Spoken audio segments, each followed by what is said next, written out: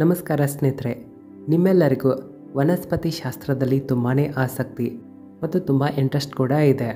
ಸ್ನೇಹಿತರೆ, ವಿಡಿಯೋದಲ್ಲಿ ನೀವು ನೋಡಬಹುದು, ಇದು ತುಂಬಾ ಚಮತ್ಕಾರಿಕ ಗುಣಗಳನ್ನು ಹೊಂದಿದಂಥ ಸಸ್ಯ ಆಗಿದೆ.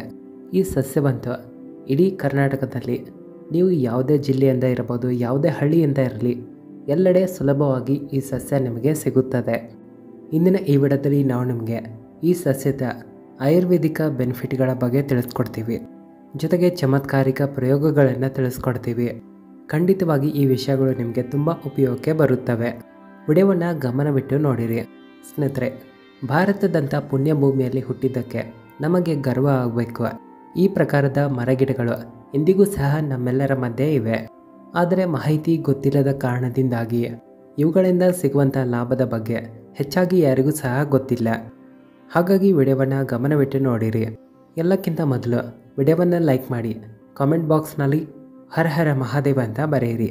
ಈ ಮೂಲಕ ಶಿವನಿಗೆ ನಮಸ್ಕಾರ ಮಾಡಿ ಅವರ ಆಶೀರ್ವಾದ ಪಡೆಯಿರಿ. ಸ್ನೇಹಿತರೆ, ಆಂಗ್ಲ ಭಾಷೆಯಲ್ಲಿ ಇದನ್ನು ಕ್ಯಾಸ್ಟರ್ ಟ್ರೀ ಅಂತ ಕರೆಯುತ್ತಾರೆ. ಕನ್ನಡದಲ್ಲಿ ಇದನ್ನು ಔಡಲ ಅಥವಾ ಹರಳೆ ಗಿಡ ಅಂತ ಕರೆಯುತ್ತಾರೆ. ಇದರಲ್ಲಿ 3 ಪ್ರಜಾತಿಗಳು ಇವೆ. ಸ್ನೇಹಿತರೆ, ನಿಮ್ಮಲ್ಲಿ ಈ ಸಸ್ಯಕ್ಕೆ ಯಾವ ಹೆಸರಿದೆ ಅನ್ನೋದನ್ನು ಈಗಲೇ ಕಾಮೆಂಟ್ ಬಾಕ್ಸ್ನಲ್ಲಿ ಹೋಗಿ ಅದರ ಹೆಸರನ್ನು ಬರೆಯಿರಿ. ಯಾಕಂದರೆ ಬೇರೆಯವರು ನಿಮ್ಮ ಕಾಮೆಂಟನ್ನು ಓದಿದಾಗ ನಿಮ್ಮ ಮೂಲಕ ಅವರಿಗೆ ಸಹಾಯ ಕೂಡ ಆಗುತ್ತೆ. ಸ್ನೇಹಿತರೆ, ಇಂದು ನಾವು ಇದೇ ಸಸ್ಯದ ಆಯುರ್ವೇದಿಕ ಪ್ರಯೋಗ ಮತ್ತು ಅದ್ಭುತವಾದ ಚಮತ್ಕಾರಿಕ ದಿವ್ಯ ಪ್ರಯೋಗಗಳ ಬಗ್ಗೆನೂ ತಿಳಿಸ್ಕೊಡ್ತೀವಿ. ಒಂದು ವೇಳೆ ಧರ್ಮವನ್ನು ನಾವು ನೋಡೋದಾದರೆ ಇದನ್ನು ಸಾಕ್ಷಾತ್ ತಾಯಿ ಪಾರ್ವತಿ ದೇವಿಯ ಸ್ವರೂಪ ಅಂತ ತಿಳಿಯಲಾಗಿದೆ. ಅಂದರೆ ಇದನ್ನು ಶಕ್ತಿ ಸ್ವರೂಪ ಅಂತ ತಿಳಿಯಲಾಗಿದೆ. ಈ ಸಸ್ಯದ ಒಳಗಡೆ ಎಷ್ಟು ಚಮತ್ಕಾರಿಕ ಶಕ್ತಿಗಳಿವೆ ಅಂದರೆ ಇವುಗಳನ್ನು ಸಾಮಾನ್ಯವಾದ ಮಾತಿನಲ್ಲಿ ಹೇಳಲು ಸಾಧ್ಯವೇ ಇಲ್ಲ. ಇದು ತಾಯಿ ಪಾರ್ವತಿ ದೇವಿಯ ಸ್ವರೂಪ ಆಗಿರುವ ಕಾರಣ ಇದರಲ್ಲಿ ಹಲವಾರು ಶಕ್ತಿಗಳು ತುಂಬಿಕೊಂಡಿವೆ. ಒಂದು ವೇಳೆ ಆಯುರ್ವೇದಿಕ ದೃಷ್ಟಿಯಿಂದ ನೋಡೋದಾದರೆ ಇದು ಹಲವಾರು ರೋಗಗಳನ್ನು, ವಾಸಿಯಾಗದಂಥ ರೋಗಗಳನ್ನು ಕೂಡ ಸರಿ ಮಾಡುವಂಥ ಗುಣ ಇದರಲ್ಲಿ ಇದೆ. ವಿಡಿಯೋವನ್ನು ಗಮನವಿಟ್ಟು ನೋಡಿರಿ. ಸ್ನೇಹಿತರೆ, ಯಾವುದೇ ಮಾಹಿತಿಗಳು ವ್ಯರ್ಥವಾಗಂತೂ ಹೋಗೋದಿಲ್ಲ. ಈಗ ಇಲ್ಲ ಅಂದರೂ ಮುಂದೆ ಖಂಡಿತವಾಗಿ ನಿಮಗೆ ಉಪಯೋಗಕ್ಕೆ ಬರುತ್ತವೆ. ನಿಮ್ಮ ಲಾಭಕ್ಕಾಗಿ ಪೂರ್ತಿಯಾಗಿ ವಿಡಿಯೋವನ್ನು ನೋಡಿರಿ. ಒಂದು ವೇಳೆ ವಿಡಿಯೋ ಇಷ್ಟ ಆದರೆ ಲೈಕ್ ಮಾಡಿ, ಚಾನಲ್ಗೂ ಸಬ್ಸ್ಕ್ರೈಬ್ ಮಾಡಿ ಇಟ್ಕೊಳ್ಳಿ. ಮತ್ತು ಚಾನಲ್ಗೆ ಸಬ್ಸ್ಕ್ರೈಬ್ ಮಾಡಿ ನಮಗೆ ಖಂಡಿತವಾಗಿ ಸಪೋರ್ಟ್ ಮಾಡಿ. ನಮ್ಮ ಚಾನಲ್ನ ಉದ್ದೇಶ ಜನಹಿತ ಜನ ಕಲ್ಯಾಣ ಆಗಿದೆ. ಸಾಮಾನ್ಯವಾಗಿ ನಿಮ್ಮ ಮನೆಯ ಹತ್ತಿರದಲ್ಲಿ ಸಿಗುವಂಥ ಮರಗಿಡಗಳ ಬಗ್ಗೆ ನಾವು ವಿಡಿಯೋ ಮಾಡಿ ಮಾಹಿತಿಯನ್ನು ತಿಳಿಸ್ಕೊಡ್ತೀವಿ. ಕರ್ನಾಟಕದ ಎಲ್ಲ ಪ್ರದೇಶದಲ್ಲಿ ನಮ್ಮ ಆಯುರ್ವೇದಿಕ ಮಾಹಿತಿ ತಲುಪಲಿ ಅಂತ ನಾವು ಇಷ್ಟಪಡ್ತೀವಿ. ಹಾಗಾಗಿ ನೀವು ಸಹ ನಮ್ಮ ಈ ಚಿಕ್ಕ ಕಾರ್ಯಕ್ರಮದಲ್ಲಿ ಸೇರಿಕೊಂಡು ಚಾನಲ್ಗೆ ಸಬ್ಸ್ಕ್ರೈಬ್ ಮಾಡಿಕೊಂಡು ಖಂಡಿತವಾಗಿ ಸಪೋರ್ಟ್ ಮಾಡಿ. ಜೊತೆಗೆ ನಿಮ್ಮಲ್ಲಿ ಈ ಸಸ್ಯಕ್ಕೆ ಯಾವ ಹೆಸರಿದೆ ಅನ್ನೋದನ್ನು ಕಮೆಂಟ್ ಮಾಡಿ ತಿಳಿಸೋದನ್ನು ಮರೆಯದಿರಿ. ಸ್ನೇಹಿತರೆ, ಸಾಮಾನ್ಯವಾಗಿ ಈ ಸಸ್ಯಕ್ಕೆ ಕನ್ನಡದಲ್ಲಿ ಔಡಲ ಮತ್ತು ಹರಳೆ ಗಿಡ ಅಂತ ಕರೆಯುತ್ತಾರೆ. ಇದರಲ್ಲಿ 3 ಪ್ರಜಾತಿಗಳು ಇವೆ. ಕೆಂಪು ಔಡಲ ಗಿಡ ಅಂದರೆ ಕೆಂಪು ಬಣ್ಣದಲ್ಲಿ ಇದರ ಕಾಯಿಗಳು ಇರ್ತವೆ. ಎರಡನೇದಾಗಿರೋದು ಶುಭ್ರ ಬಣ್ಣದಲ್ಲಿ ಇರುತ್ತದೆ, ಅದನ್ನು ಬಿಳಿ ಔಡಲ ಅಂತಾರೆ. ಇನ್ನು 3ನೇದಾಗಿರೋದು ಕಪ್ಪು ಔಡಲ ಅಂದರೆ ಬ್ಲ್ಯಾಕ್ ಕಾಸ್ಟರ್, ಆಂಗ್ಲ ಭಾಷೆಯಲ್ಲಿ ಕಾಸ್ಟರ್ ಟ್ರೀ ಅಂತ ಕರೆಯುತ್ತಾರೆ. ಹಾಗಾದರೆ ಬನ್ನಿ, ಎಲ್ಲಕ್ಕಿಂತ ಮೊದಲು ಇದರ ಆಯುರ್ವೇದಿಕ ಪ್ರಯೋಗಗಳನ್ನು ತಿಳಿಯೋಣ. ನಂತರ ಇದರ ದಿವ್ಯ ಪ್ರಯೋಗಗಳನ್ನು ತಿಳಿಸ್ತೀವಿ. ಆಯುರ್ವೇದದಲ್ಲಿ ಇದನ್ನು ಅಮೃತ ಅಂತಾರೆ. ಸ್ನೇಹಿತರೆ, ಇದು ಅಪೆಂಡಿಕ್ಸ್ನಂಥ ರೋಗಗಳನ್ನು ದೂರ ಮಾಡುತ್ತದೆ. ಸ್ನೇಹಿತರೆ, ಈಗಲೂ ಸಹ ನೀವು ಯೂಟ್ಯೂಬ್ನಲ್ಲಿ ಇಂಥ ಮಾಹಿತಿಯನ್ನು ಸರ್ಚ್ ಮಾಡಿ ನೋಡಬಹುದು. ಯಾರೂ ಸಹ ಇದರ ಬಗ್ಗೆ ಮಾಹಿತಿ ಕೊಟ್ಟಿಲ್ಲ. ನಮ್ಮ ಚಾನಲಲ್ಲಿ ನಾವು ಯಾವತ್ತಿಗೂ ಪ್ರಾಚೀನ ಕಾಲಕ್ಕೆ ಸಂಬಂಧಪಟ್ಟಂಥ ಮಾಹಿತಿಗಳನ್ನು ತಿಳಿಸ್ಕೊಡ್ತೀವಿ.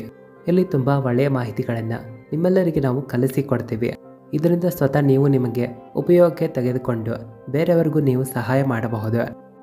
ಎಲ್ಲಿ ಲಕ್ಷಾಂತರ ರೂಪಾಯಿ ಖರ್ಚು ಮಾಡಿದ್ರೂ ಕೂಡ ಅಪೆಂಡಿಕ್ಸ್ನಂಥ ರೋಗಗಳು ಸರಿ ಆಗ್ತಾ ಇರೋದಿಲ್ವೋ ಅಂಥ ರೋಗವು ಇದರ ಎಣ್ಣೆಯನ್ನು ಕೇವಲ ಸೇವಿಸಿದ್ರೂ ಕೂಡ ಆ ರೋಗವು ಗುಣ ಆಗುತ್ತದೆ.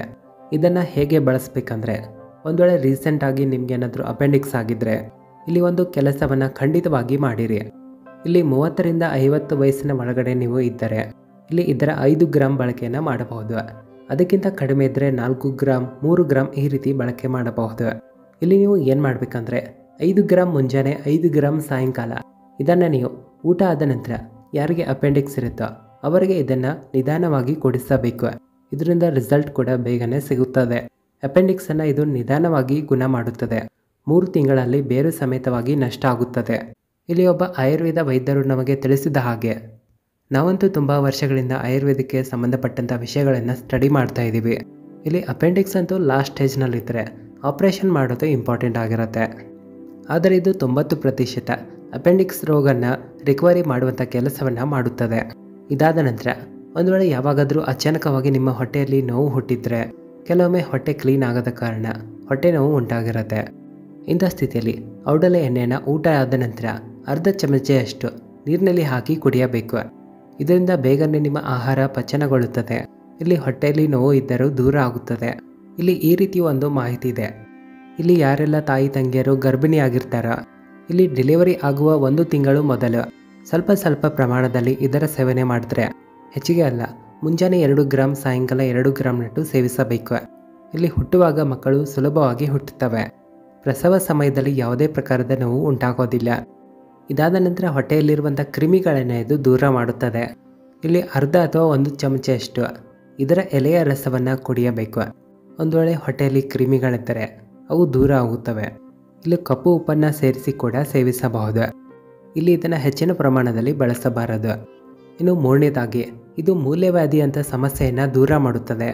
ಸ್ನೇಹಿತರೆ, ಔಡಲೆ ಎಣ್ಣೆಯಲ್ಲಿ 3ರಿಂದ 4 ಕರ್ಪೂರಗಳನ್ನು ಸೇರಿಸಿ ಇಲ್ಲಿ ಮೂಲವ್ಯಾಧಿ ಸಮಸ್ಯೆ ಇರುತ್ತೋ ಅಲ್ಲಿ ಇದರ ಲೇಪನ ಮಾಡಿದ್ರೆ ಇಲ್ಲಿ ಅದಷ್ಟೇ ದೊಡ್ಡದಾಗಿರುವ ಮೂಲವ್ಯಾಧಿ ಸಮಸ್ಯೆ ಇರಲಿ ಕೆಲವು ದಿನಗಳಲ್ಲಿ ಮೂಲವ್ಯಾಧಿ ಸಮಸ್ಯೆಯಿಂದ ಮುಕ್ತಿ ಸಿಗುತ್ತದೆ.